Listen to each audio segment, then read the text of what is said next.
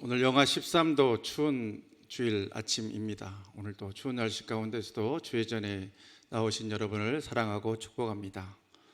사랑하고 축복한다고 해도 전혀 아멘이 없어요.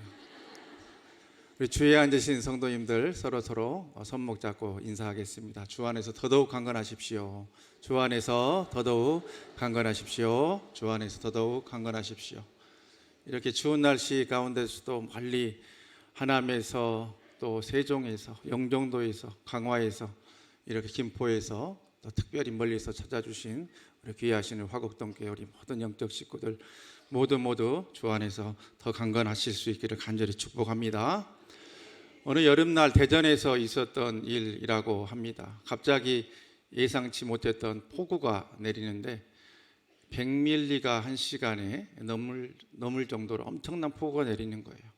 1시간에 100밀리 이상 폭우가 오면 차가 이 와이퍼를 이렇게 움직여도 그 앞을 나아갈 수 없을 만큼 쉽게 말해 양동이로 물을 퍼다 붓는 것처럼 그렇게 이 물을 끼얹는다 그러죠. 그 정도의 그러한 이 폭우가 내린 날씨인데 갑자기 그렇게 예상치 못했던 폭우가 쏟아지니 좀 있으니까 이제 하수구가 역류해서 차들이 다니기 힘들 만큼 이 저지대 침수가 그렇게 일어났다고 하지요.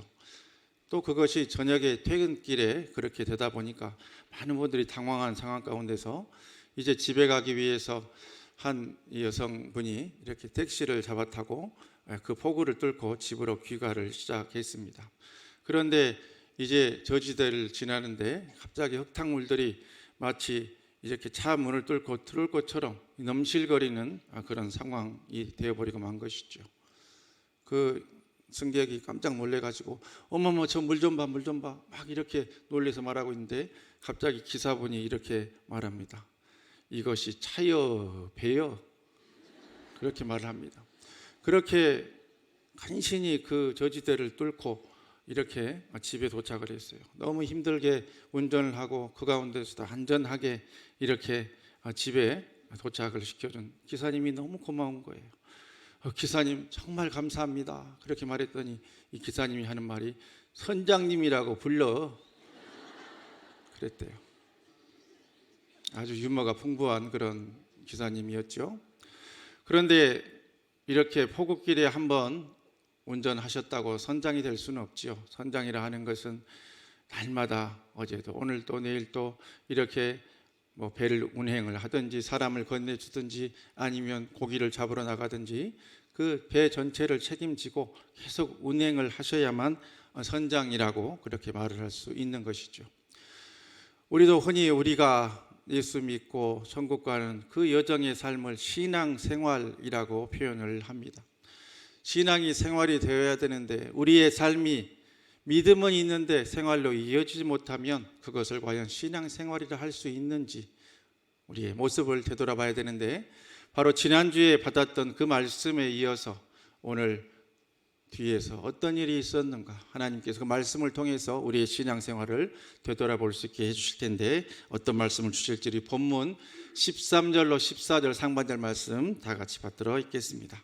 그 이튿날 뭇 백성의 족장들과 제사장들과 레위 사람들이 율법의 말씀을 밝히 알고자 하여 학사 에스라에게 모여서 율법에 기록된 바를 본즉 아멘. 지난주 말씀을 많은 분들 기억하시겠습니다마는 수문 앞 광장에 느헤미야 때에 52일 만에 성벽을 건축하고 수만의 사람들이 모여서 하나님의 말씀을 들려달라 하고 몇 시간 동안 모여서 하나님의 말씀을 들었나요? 기억나시는 분 계십니까? 새벽부터 정오까지 무려 6시간 동안을 서서 하나님의 말씀을 들었어요. 그 말씀에 대한 열망과 갈망을 가지고 하나님의 말씀을 들으니 그들이 저녁에 처음에는 울다가 나중에는 돌아가서 서로 먹고 마시며 즐거워한 큰 기쁨이 있었다고 말씀은 기록을 했습니다.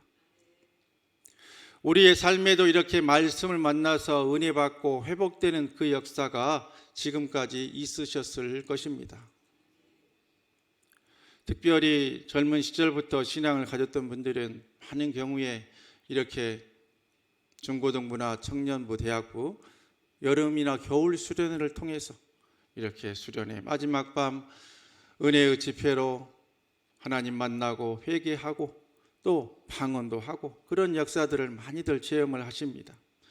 또 많은 분들이 젊은 시절 금식도 하고 기도원도 가고 또 기도원 토굴도 들어가서 이렇게 주님 만나는 역사를 체험도 하십니다.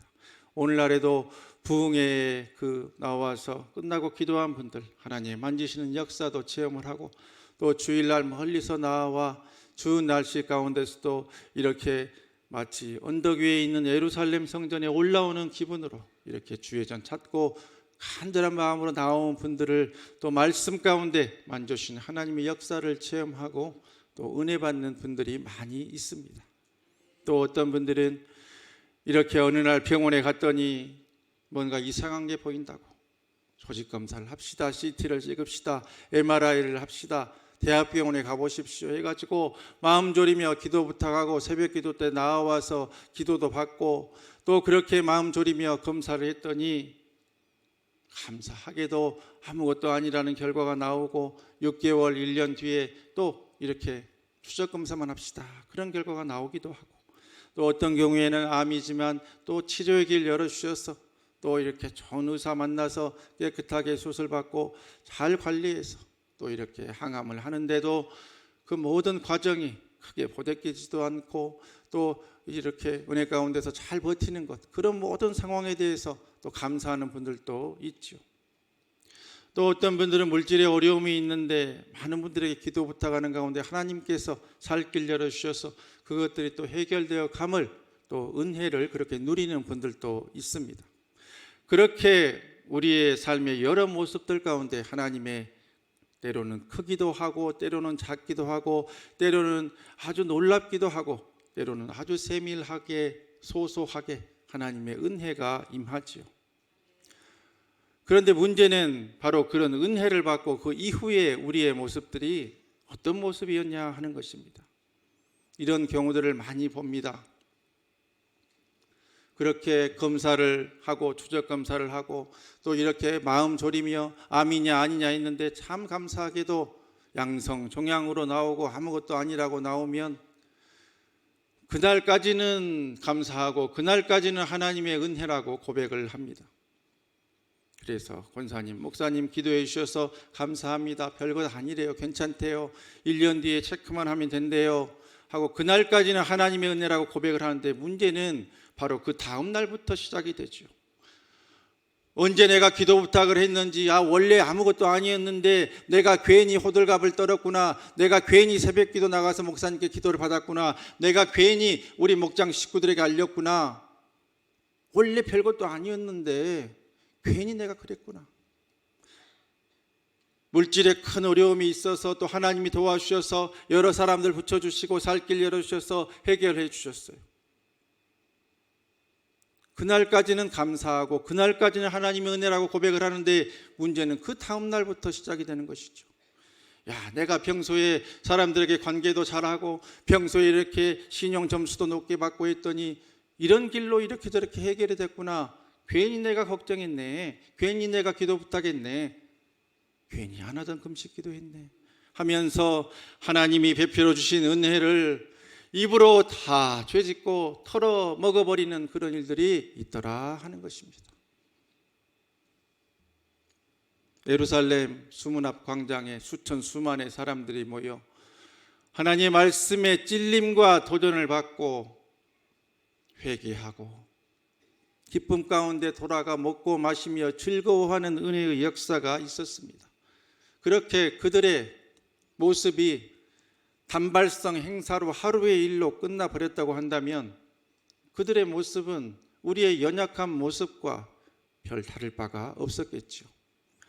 그런데 말씀은 그 일에 이어서 둘째 날 있었던 일을 계속해서 기록을 합니다. 어떤 일이 있었습니까? 바로 족장들과 레위인과 제사장들이 모여서 학사 에스라 앞에 나아갔다고 기록을 합니다. 그들이 나아가서 무엇을 했을까요? 어제 정말 은혜로운 행사였습니다. 너무 행복했습니다 하고 그 일을 서로 기뻐했을까요? 아니면 한 달 뒤에도 이렇게 큰 행사로 많은 사람들에게 홍보해서 갑절에 사람들이 모여서 말씀 집회를 합시다 하고 다음 행사를 기획을 했을까요? 그렇게 하지 않고 그들이 학사 에스라 앞에 나온 이유를 말씀은 단 한 줄로 기록하고 있으니 율법의 말씀을 밝히 알고자 모였다 그랬습니다. 어제 하나님 말씀을 듣고 회개하고 큰 기쁨이 있었는데 그것을 그날의 행사로 단발로 끝내버리는 것이 아니라 그 은혜를 이어가기 위해서 이스라엘 백성의 영적인 지도자들, 정치의 지도자들인 족장과 레위인들과 제사장들이 모여서 이 은혜를 계속해서 삶으로 이어가야겠다면서 말씀의 뜻을, 말씀을 밝히고자 더 깊이 있는 말씀을 알아가고자 학사 에스라 앞에 모였다고 말씀합니다. 신앙을 믿음으로 그냥 단발의 감동으로 끝내지 마십시오. 신앙이 생활되게 하십시오. 삶의 자리에 이어나가야 한다 하는 그러한 말씀입니다. 수많은 사람이 모였는데 그들이 다시 다 모인 것이 아니라 그들의 지도자격인 사람들, 족장들, 제사장들, 레위인들이 대표성을 가지고 나와서 하나님의 말씀, 율법의 말씀을 밝히 알고자 했습니다. 여러분들은 가정의 영적인 제사장들입니다. 믿으십니까? 여러분들을 통해서 가정이 구원받게 될 것을 믿으시기를 바랍니다. 어렸을 때 신앙생활 잘하던 우리의 자녀들 지금 어디서 무엇하고 있습니까? 사랑하는 남편, 사랑하는 아내 어디서 무엇하고 계십니까? 주의 전 나와서 말씀드려야 될 이 시간에 어디서 무엇하고 있느냐 한번 우리의 가정을 되돌아보십시다. 혹시 주의 전 나와야 될 시간에 주의 전을 나오지 않고 TV 앞에서 어떤 휴양지에서 육신의 쾌락을 누리며 시간을 낭비하고 허비하고 있지는 않습니까? 여러분들이 그 자녀들이 받았던 오래전에 받았던 그 첫날의 은혜, 그것을 둘째 날의 행함과 실천으로 다시 끌어내야 될 그러한 가정의 영적인 족장이요, 영적인 레위인들이요, 영적인 제사장들임을 꼭 기억하실 수 있기를 바랍니다. 그래서 한날 받았던 은혜, 우리 가정에 주셨던 그 은혜와 복, 그 믿음의 씨앗들 첫째 날의 감동으로 끝나버렸다면 이제는 둘째 날 나아가서 더 깊은 은혜로 주님 만나게 하는 그 역사와 은혜가 바로 우리의 가정부터 우리의 자녀들부터 회복되는 은혜의 역사를 꼭 끌어내는 영적인 제사장들 다 되시기를 주님의 이름으로 간절히 축복합니다. 이어서 우리 14절로 15절 말씀 받도록 하겠습니다. 율법에 기록된 바를 본즉 여호와께서 모세를 통하여 명령하시기를 이스라엘 자손은 일곱째 달 절기에 초막에서 거할지니라 하였고, 또 일러스되 모든 성읍과 예루살렘에 공포하여 이르기를 너희는 산에 가서 나뭇가지를 가져다가 기록한 바를 따라 초막을 지으라 하라 한지라. 아멘. 현대 추리 소설의 아버지, 19세기 미국의 대문호인 에드가 알렌 포우라는 작가가 있습니다. 에드가 알렌 포우가 쓴 유명한 소설 가운데 황금 딱정벌레라는 소설이 있어요. 이 소설의 주인공 윌리엄이 어느 날 남들이 아무 관심을 두지 않는 양피지, 그 종이 쪽지 같은 것을 하나를 발견을 하지요. 그런데 그 종이 쪽지 양피지에는 참으로 놀랍게도 해적들이 암호로 숨겨놓은 보물 이 어디에 있는가 하는 것이 적혀져 있는 그런 양피지였어요. 그래서 윌리엄은 그 암호를 하나하나 해독해 가며 결국 보물을 찾게 된다는 그러한 이야기가 바로 에드가 알렌 포의 황금 딱정벌레라고 하는 소설의 줄거리입니다. 오늘 우리가 읽은 본문의 말씀은 마치 에드가 알렌 포의 황금 딱정벌레와 같은 그러한 내용입니다. 족장과 레위인과 제사장들이 에스라 앞에 나와서 모세를 통해 주신 하나님의 율법을 들을 때에 그들이 무려 800년 동안 지키지 못했던 하나님께서 지키라고 한 절기가 있었음을 발견을 합니다. 그것은 바로 초막절이라고 하는 절기죠.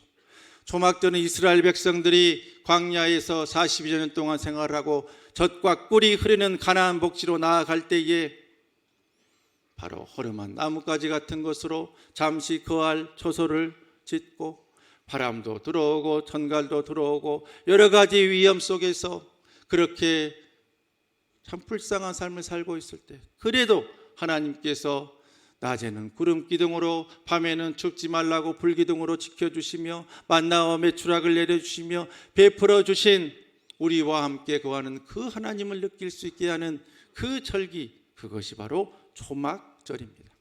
그 절기를 발견하고 그 절기를 지키라고 하는 그 말씀을 듣고,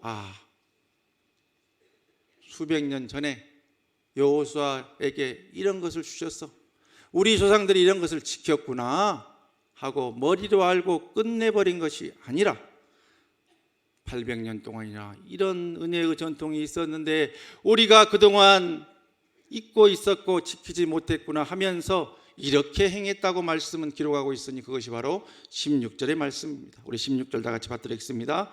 백성이 이에 나가서 나뭇가지를 가져다가 혹은 지붕 위에 혹은 뜰 안에 혹은 하나님의 전뜰에 혹은 수문 광장에 혹은 에브라임 문 광장에 초막을 짓되. 아멘. 머리로 그런 일이 있었구나 하고 끝내버린 것이 아니라 말씀대로 그들이 즉시 행하기 시작했다고 말씀은 기록을 합니다. 그래서 자신의 집 옥상에 짓기도 하고 수문 앞 광장에 짓기도 하고 에브라임 문 앞에도 초막을 짓기 시작합니다. 초막이라 하는 것은 바로 저렇게 나뭇가지나 풀 같은 것으로 얼기설기 엮여서 잠시 거할 수 있게 하는 그 처소를 그들이 지었다 하는 것입니다. 우리가 살고 있는 집들은 추위와 더위로부터 우리를 편안히 쉴 수 있게도 하지만 외부의 여러 가지 위협으로부터도 지키고 보호하는 그런 역할을 하는 것 아니겠습니까? 그런데 이 초막집이 사실 얼마나 그런 역할을 할 수 있겠습니까? 그러나 800여 년 전 여호수아 때에 하나님께서 주셨던 그 말씀의 실천을, 깨달은 말씀을 그대로 이들은 즉시 행하며 그때도 우리 조상들과 함께 거하시고 지켜주셨던 그 하나님이 우리를 바벨론 포로로 보내셨다가 다시 돌아오게 하셨다는 그 은혜, 여전히 우리와 함께 하시는 그 하나님의 은혜를 체험하기 위해 이들은 말씀대로 초막을 짓고 하나님의 역사와 은혜 속으로 행함으로 순종함으로 나아갔다 하는 것이죠. 찬송가 가운데 이 초막이라고 하는 표현이 나오는 찬송은 딱 하나가 있습니다. 생각나는 거 있으십니까? 438장 3절 찬양입니다. 찬양 한번 해볼까요? 높은 산이 거친 들이 초막이나 궁궐이나 내 주 예수 모신 곳이 그 어디나 하늘나라 할렐루야 할렐루야 찬양하세 내 모든 죄 사함받고 주 예수와 동행하니 그 어디나 하늘나라 할렐루야. 초막이나 궁궐이나 내 주 예수 모신 곳이 그 어디나 하늘나라. 초막을 짓고 허름한 초막이지만 800년 전 우리의 조상을 지켜주셨던 그 하나님, 바벨론의 포로 생활 가운데서도 우리를 지키시고 이렇게 돌아오게 하셨으니 그 하나님의 은혜에 감사합니다 하고 그들은 그 초막 속으로 들어가 주님의 사랑과 은혜를 체험했다 하는 것이죠. 하나님의 말씀을 깨달았으면 머리로만 알고 끝내시지 마시기를 바랍니다. 그것이 가슴으로 내려와 손으로 행하고 순종함의 자리까지 나와야 한다 하는 것이지요. 그들은 그렇게 했습니다. 800년 전에 가졌던 여호수아에게 주시고 자신들의 조상들이 실천했던 초막절의 전통이 있었구나, 그런 일을 행했구나 하고 끝내버린 것이 아니라 그것을 800년이 지난 그들이 산으로 즉시 올라가 나뭇가지를 끊어오고 풀을 모으고 해서 초막을 짓고 그곳에 들어가 그때도 그 어려운 때도 하나님께서 모세를 세워서 아론과 훌을 세워서 이렇게 반석에 물도 주시고 엘림의 오아시스로도 이끌어 주시고 여러 가지 일들을 통해서 우리 조상들을 지키시고 보호해 주셨지. 그때도 지키신 하나님, 지금도 우리를 지키시고 앞으로도 지켜주실 것이다. 그 초막 속에서 그 믿음의 고백을 했다는 것 아니겠습니까? 이러한 주님이 거하시는 그 역사를 체험하며 이것이 바로 신약에 와서 요한복음 1장 14절에 이렇게 기록하고 있으니 곧 말씀이 육신이 되어 우리 가운데 거하심에 하는 말씀으로 나타났어요. 이것은 우리 주님이 창조주 하나님이신 성자 하나님이신 예수 그리스도 하나님의 독생자 그분이 이 땅에 내려오셔서 피조물의 껍데기 인간의 몸을 입으시고 우리와 똑같이 사시다가 십자가를 지시고 돌아가시고 사흘 만에 부활하시고 승천하시는 인카네이션 성육신을 가장 정확하게 표현하고 있는 말씀입니다. 그런데 이 가운데 있는 말씀 가운데 바로 거하심에라고 하는 그 표현이 바로 에스케노센이라고 하는 헬라어 표현인데요, 이 말에는 참 놀라운 뜻이 있어요. 어떤 뜻이 있냐면 바로 초막을 치다, 장막에 거하다, 장막을 짓다 하는 그런 뜻이 있는 것이죠. 즉 우리 가운데 거하시다 하는 것은 주님이 피조물의 육신을 가지고 우리에게 내려오셔서 우리 곁에서 초막을 지으시고 우리의 삶 가운데 우리와 함께 거해 주신다고 하는, 우리와 동행해 주신다고 하는 그러한 말씀입니다. 우리 인생의 허술한 자리, 상처의 자리, 눈물의 골짜기 그곳에 주님이 초막처럼 들어오셔서 우리와 함께 거해 주신다 하는 말씀이 바로 말씀이 육신이 되어 우리 가운데 거하심에, 우리 가운데 초막을 짓고 계신 것 같은 그 주님이 여러분의 개인과 가정과 우리 교회도 들어와 계신 것을 믿으시기를 바랍니다. 그래서 주님이 하신 말씀이 있지 않습니까? 마태복음 28장 20절 말씀입니다. 내가 세상 끝날까지 너희와 항상 함께 있으리라. 믿으십니까? 말씀이 육신이 되어 에스케노센 거하심에 초막처럼 들어와서 동행하시다가 이제는 세상 끝날까지 우리와 함께 주신다고 말씀하셨습니다. 그러기에 세상에서 환난을 당하나 담대하십시오. 평안을 너에게 주노니 평안하십시오. 세상에 환난과 눈물이 와도 에스케노센의 은혜로 우리와 함께 거하시는 그 주님이 세상 끝날까지 우리와 함께 계심을 우리가 믿는다고 한다면 우리는 세상의 풍파 가운데서도 평안합니다. 평안합니다. 그리고 담대합니다. 개가 짖어도 기차는 달리는 것입니다. 아무리 동네 개들이 뒤에서 칙칙폭폭하고 시끄럽게 해도, 그러나 때가 되면 그 기차는 꽝 하고 지나갑니다. 개가 짖든지 말든지 지나갑니다. 그러기에 하나님의 섭리, 하나님의 은혜 가운데 이끄시는 손길이 초막처럼 우리와 거하시는 것을 믿으면서 담대하실 수 있기를 주님의 이름으로 축복합니다. 평안하시기를 주님의 이름으로 복비로 드립니다. 내가 세상 끝날까지 너희와 항상 함께 있으리라. 여러분에게 주신 하나님의 말씀입니다. 우리 다 같이 이어서 17절 18절 말씀 받들겠습니다. 사로잡혔다가 돌아온 회중이 다 초막을 짓고 그 안에서 거하니 눈의 아들 여호수아 때로부터 그 날까지 이스라엘 자손이 이같이 행한 일이 없었으므로 이에 크게 기뻐하며 에스라는 첫날부터 끝날까지 날마다 하나님의 율법책을 낭독하고 무리가 이레 동안 절기를 지키고 여덟째 날에 규례를 따라 성회를 열었느니라. 아멘.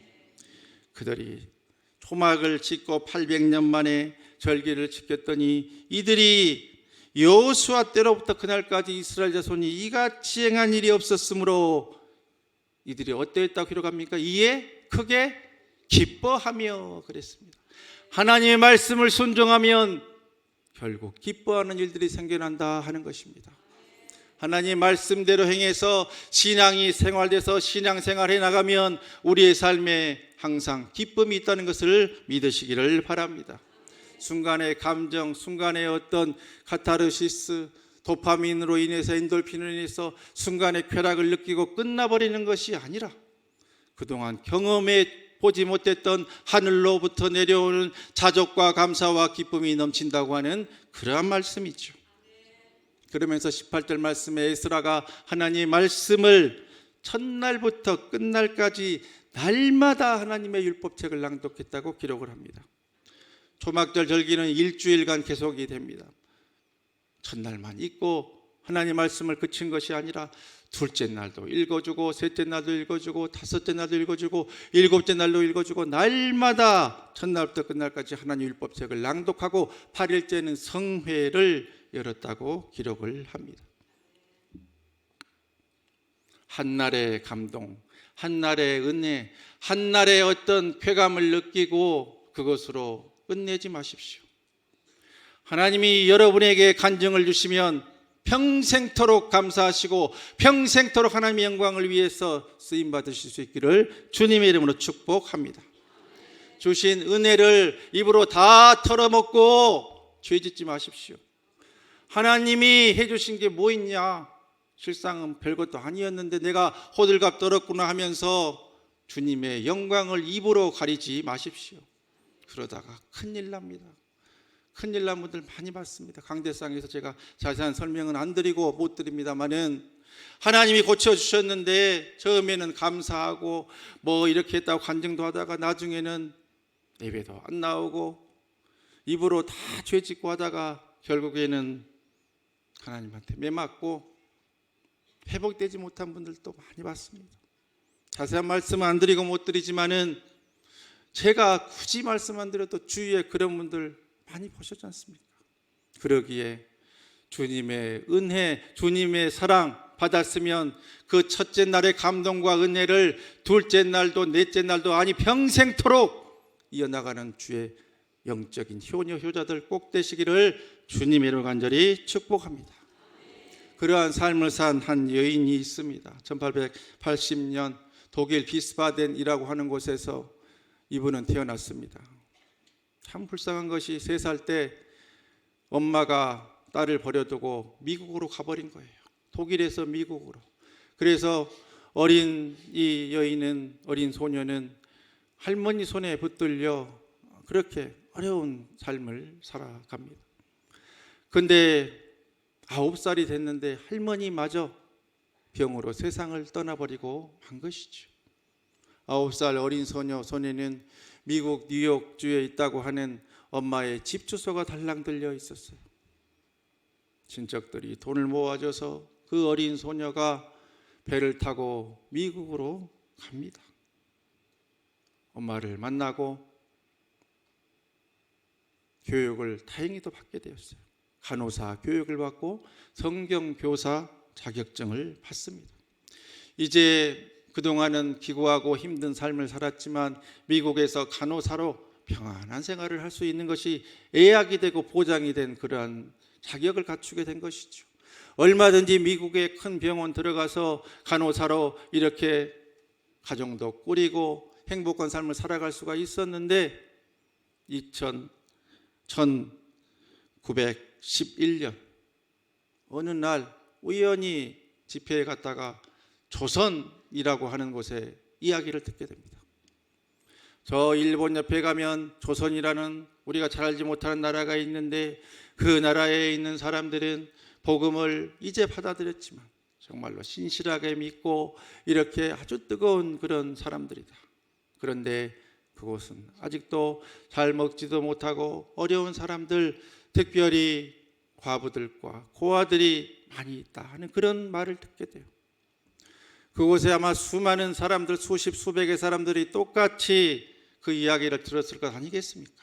다른 사람들은 그렇구나, 조선이라는 나라가 있구나, 그곳에 힘들고 어려운 사람들이 살고 있구나, 머리로만 듣고 그렇구나 하고 끝냈어요. 그런데 이 여인은 그것을 마음에 품고 하나님의 음성으로 들은 것이죠. 내가 가야겠다, 내가 할 수 있는 일을 해야겠다, 그렇게 결단을 합니다. 첫째 날의 감동이 둘째 날의 행함으로 이어진 것이지요. 똑같은 물도 뱀이 먹으면 독이 되고 젖소가 먹으면 우유가 된다는 말이 있습니다. 수천의 성도들이 똑같은 시간에 모여서 이 아름다운 성전에서 예배를 드립니다마는 어떤 분들은 말씀을 머리로만 듣고 그냥 끝내는 분도 있고, 어떤 분들은 그것이 영적인 저지 되어 삶의 은혜로 30배, 60배, 100배의 열매로 삶에서 행함으로 실천으로까지 끌어내는 분들이 있습니다.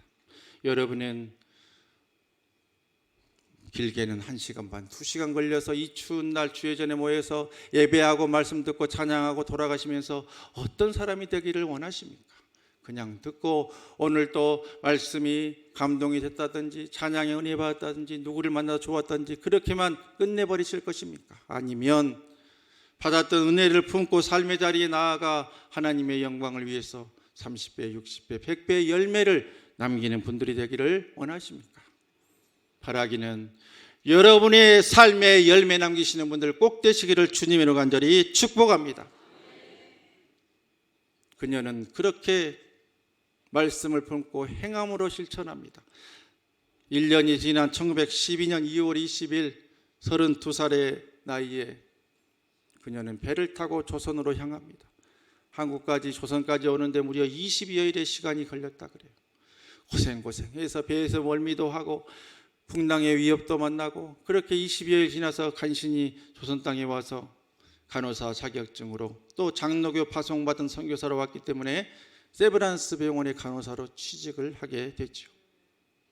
그러면서 조선의 힘든 백성들을 섬기다가 1919년 3.1운동 관련된 분들 치료를 해주고 그런 것들 때문에 일제의 눈밖에 나서 어쩔 수 없이 전라도 광주에 내려가게 됩니다.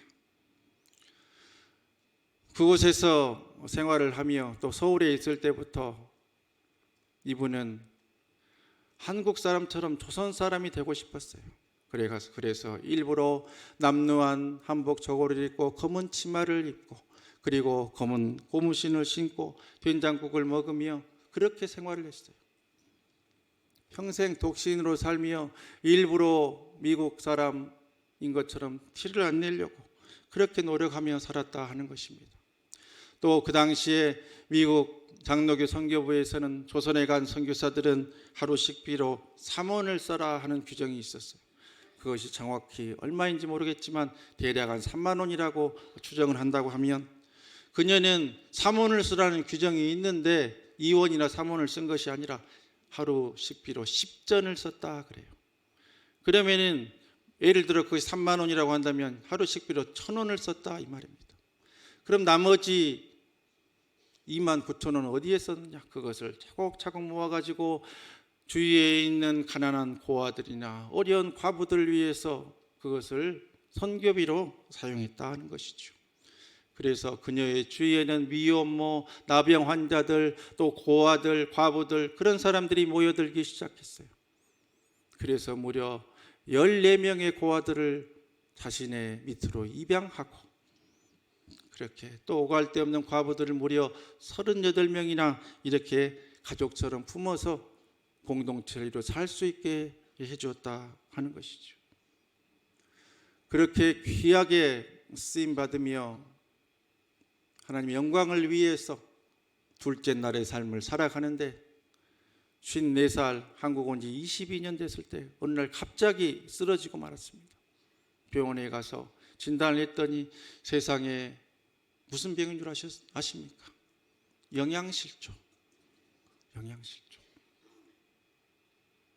자기가 먹지 못하고 줄여가면서까지 어려운 과부들과 고아들을 돌보고 섬겼기 때문에 영양실조에 걸려서 그렇게 주님 품에 안기고 맙니다.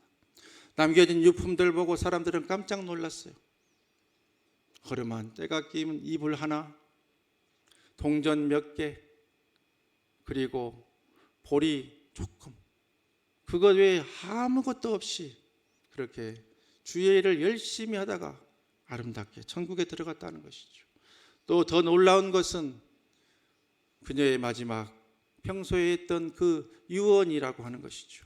내가 만약에 죽으면 내 시신은 조선의 사람들을 위해서 의학 연구에 써달라, 그렇게 유언했다는 거 아니겠습니까? 그래서 마지막 남은 육신까지도 이렇게 다 해부학 교실에 이렇게 기증이 돼서 우리나라 의학 발전에 이바지하게 되었다 하는 것입니다. 그때에 이분이 세상을 떠났다 하는 그 비보를 듣고 전라도 광주의 많은 거린들과 나병 환자들과 시민들이 모여서 광주시 최초의 시민 사회장으로 이 여인의 천국 들어감을 슬퍼했으니, 육신으로서의 마지막 이별을 기렸으니, 그것이 바로 이렇게 서서평 선교사라고 하는 귀한 분의 마지막 육신의 모습입니다. 그 운구 행렬을 따르며 뒤에서 수많은 시민들과 수많은 그러한 나병 환자들, 거린들, 또 과부들이 이렇게 외쳤다 그래요. 어머니, 어머니 하면서 저 벽안에 한 선교사님을 그리며 그녀의 세상을 떠남을 안타까워했다 하는 것이죠. 이분은 간호사로 우리나라에 왔기 때문에 대한간호협회를 세우고 1922년 광주에 여성들을 위한 성경학교를 세웠어요. 2일 성경학교라는 학교를 세웠죠. 그래서 오늘날도 대한간호협회가 든든히 서 있고, 또 이분이 세운 성경학교는 그 이후로 전주로 옮겨서 오늘날 우리 교단의 명문신학대학 중에 하나인 한일장신대학교로 든든히 서 있습니다. 엘리자베스 요한나 쉐핑, 서서평 선교사. 한날의 감동, 한날의 은혜로 그저 그렇게 머리로만 이해하고 삶을 끝내버리고 그저 그렇게 사라진 것이 아니라 그것을 둘째 날의 행함과 순종과 실천으로 이어가 평생토록 주의 일 감당하다가 아름답게 천국에 들어간 서서평 선교사. 얼마나 주님의 사랑을 받고 얼마나 하나님의 큰 상급을 받았겠습니까? 우리에게도 하나님이 똑같이 한 번 사는 일생을 주셨습니다. 제가 큰 예언을 한번 하겠습니다. 또 예언이라 하니까 너무 긴장하지 마시고, 자, 2026년이죠. 2126년에 이 자리에 있을 분은 한 분도 없습니다. 확실하죠? 2126년에 이 자리에 있을 분은 한 분도 없어요. 그렇다면 우리가 그 안에 앞서거니 뒤서거니 하면서 다 천국에 들어갈 텐데, 그곳에 주님 만날 때에 뭐라고 말씀하시겠습니까? 너는 세상에서 무엇하다 왔느냐? 주님이 물으시면 뭐라고 대답하실 것입니까? 뭐라고 대답하실 것입니까? 그 자리에서 주님이 물어보실 때 주님이 기뻐하시는 답하실 수 있는 삶을 살아가실 수 있기를 간절히 바랍니다. 그것은 하나님의 말씀을 듣고 그냥 머리로만 끝내버리는 것이 아니라 삶의 자리에서 새롭게 시작하는 둘째 날의 삶, 둘째 날의 순종과 행함으로 신앙을 신앙으로만 끝내는 것이 아니라 진정한 신앙 생활로 이어가는 그런 사람만이 할 수 있는 그러한 일입니다.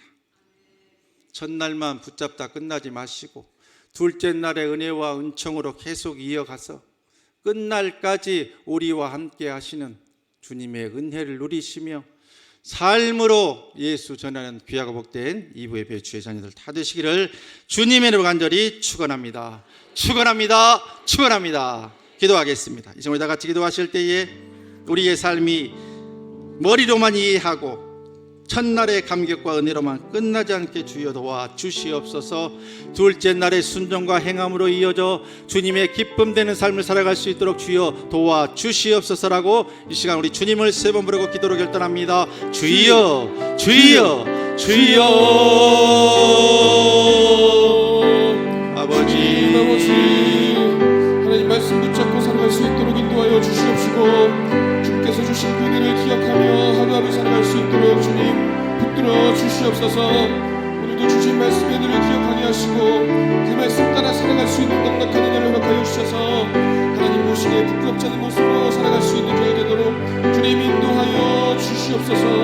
하나님 하루하루 살아가는 것이 은혜임을 고백합니다. 주님께서 우리의 삶을 주관하시고 붙드시는 것을 이 시간 기억하며 나갑니다. 살아계신 하나님 아버지, 오늘 우리에게 둘째 날의 은혜를 주시니 감사드립니다. 말씀을 머리로만 깨닫는 신앙이 아니라 그것을 가슴으로 품어내고 손으로 행하는 귀하고 복된 순종의 사람으로 우리를 이끌어 주시옵소서.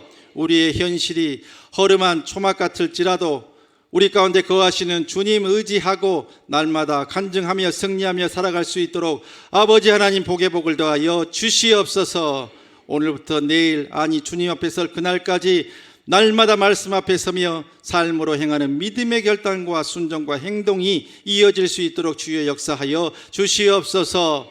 불꽃 같은 눈으로 우리를 지켜보고 계시는 주님의 손길과 눈길을 늘 의식하며 하나님의 영광을 위해서 뜨겁게 살아가는 귀하고 복된 반석 위에 집 짓는 자들 다 될 수 있도록 주님께서 우리 삶에 은혜 주시고 형통의 복으로 응답의 복으로 늘 더하여 주실 것을 믿고 감사드리옵고 예수 그리스도의 이름으로 간절히 기도하옵나이다. 아멘.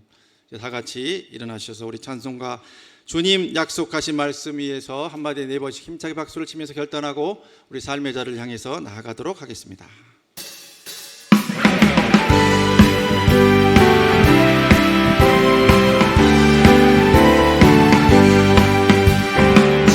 약속하신 말씀 위에서 영원토록 주를 찬송하리라.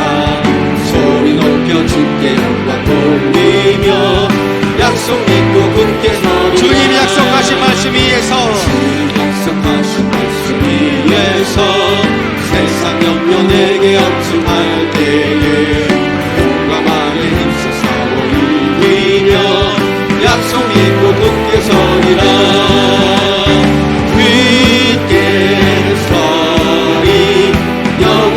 말씀이 굳게 서리 굳게 서리 그 말씀 위에 굳게 서리라.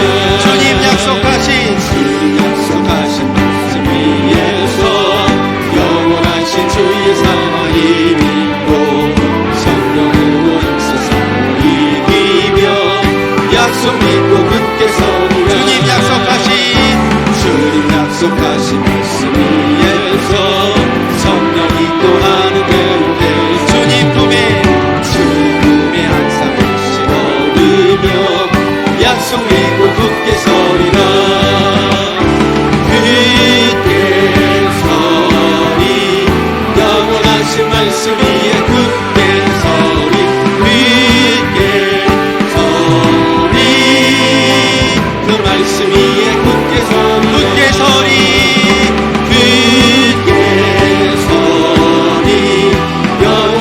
말씀 위에 굳게 서리 굳게 서리 그 말씀 위에 우리 두 손 높이 들고 천천히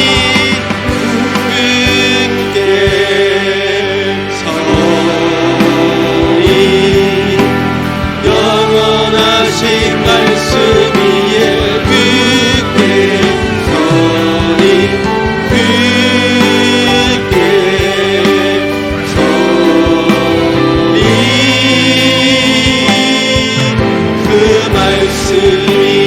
굳게 서리